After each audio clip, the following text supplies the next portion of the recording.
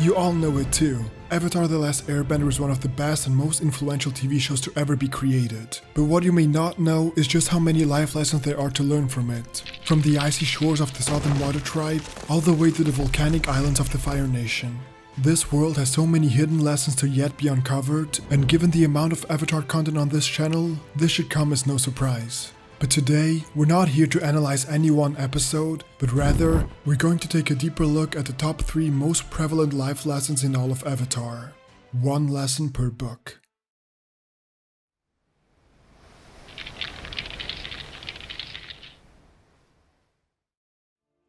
You ran away. And then the Fire Nation attacked our temple. My people needed me and I wasn't there to help. You don't know what would have... The world needed me and I wasn't there to help. Aang. The fisherman was right. I did turn my back on the world. Book 1 of Avatar brings with it many great adventures, but running parallel to almost all of them is one crucial theme. And that's the fact that one's own past, if left unchecked, will inevitably come back to haunt you. And so, if you don't deal with your past and learn to live with it, it can have disastrous and long-lasting effects. From Aang realizing what his past decisions led to, all the way to Zuko struggling to let go of what once hurt him. The past will always have an effect on your life, but which effect that is, that strongly depends on how you choose to tackle it. Will you, like Jad and Zuko, allow it to corrupt your soul and haunt you for the rest of your days? Or will you follow Aang in listening to your past, accepting it, and then, in turn, learning how to live with it? Either way, it's not an easy aspect of life to tackle. The past is a beast, that's for sure, but that is no excuse to allow it to ravage your mind and to allow yourself to end up like Zuko, in a state of complete refusal and stagnancy, never learning from past mistakes and becoming overwhelmed by your own past.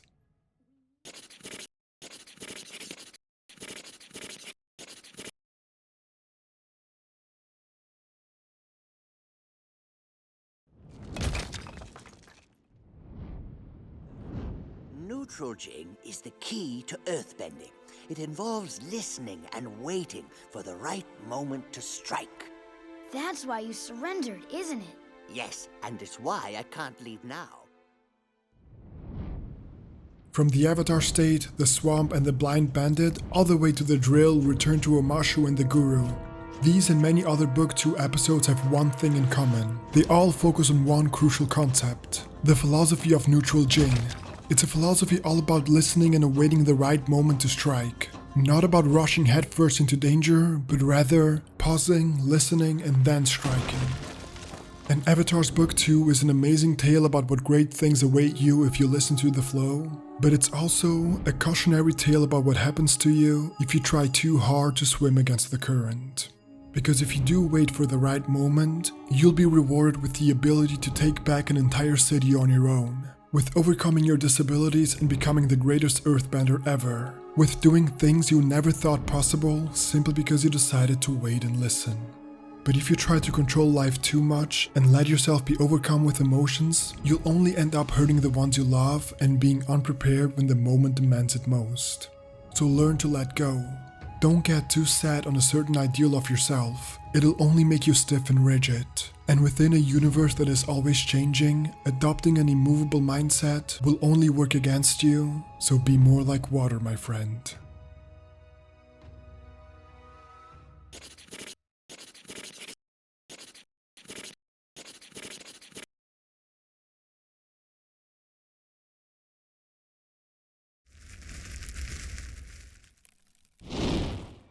Why are you telling me this? Because understanding the struggle between your 2 great-grandfathers can help you better understand the battle within yourself. Evil and good are always at war inside you, Zuko. It is your nature. Book 3 of Avatar The Last Airbender is very different in its overall lesson because for a show that has very high global stakes, a good part of its final season focuses on a lesson that is deeply personal. And that's the fact that life will always challenge your sense of self and burn you out in the process. And because of it, failure and loss are inevitable conditions that you'll one day have to face. But that being the case, even when completely burned out, you can still resurrect yourself from the ashes. From the very first episode where Aang struggles with his own sense of self and how he views himself as the Avatar, all the way to Zuko's existential crisis in episodes like The Beach. It's a season that is strongly focused on teaching you that the identity that you form for yourself can and will be tested by life. That how you perceive the world may not be how the world really works. And how a realization like such can lead to a crisis of identity that will burn you out to your core. But it's also a tale that shows the beauty in overcoming said crisis and creating a better version of yourself. From Sokka's doubts leading him to become a great swordsman, all the way to Zuko's crisis allowing him to break free and finally follow his own destiny. It's a season that is supposed to teach you that you can overcome even the strongest of fires. It will be hard and strenuous, overwhelming and stressful, but if you push through it, greatness awaits you on the other side.